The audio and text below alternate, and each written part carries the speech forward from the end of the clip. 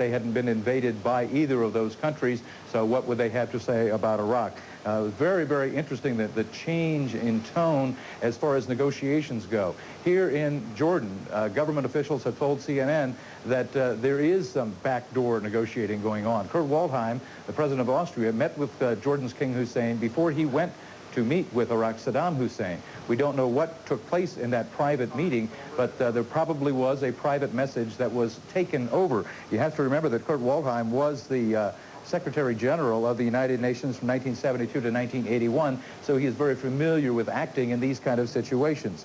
Now, when we look at Iraqi television today, we saw a marked change, and sometimes pictures are stronger than words. On Iraqi television, a response to the United Nations resolution that would allow force to be used to stop Iraqi ships. A news presenter provided the government reaction. That this is a complete American resolution and is a reflection of the American political system and its aggressive foreign policy. Iraqi troops were also shown on television marching in what was called preparation for war. Large numbers of citizens supposedly are lining up to join up.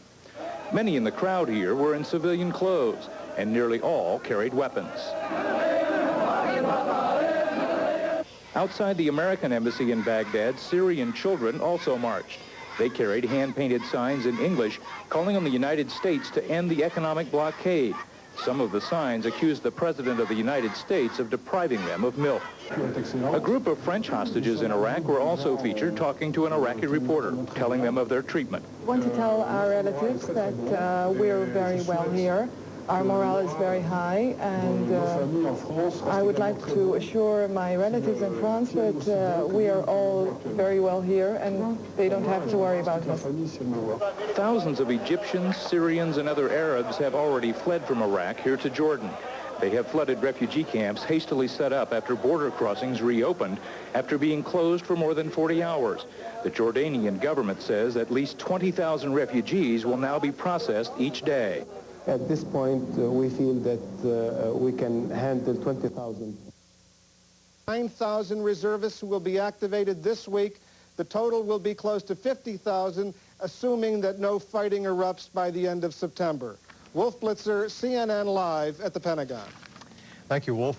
Our coverage of the Persian Gulf crisis will continue in a moment, along with an update of other stories and sports.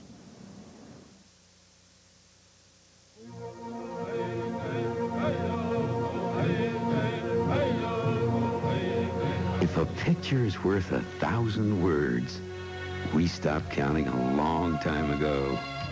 Call 1-800-242-5051 for your New Mexico vacation planner. 1-800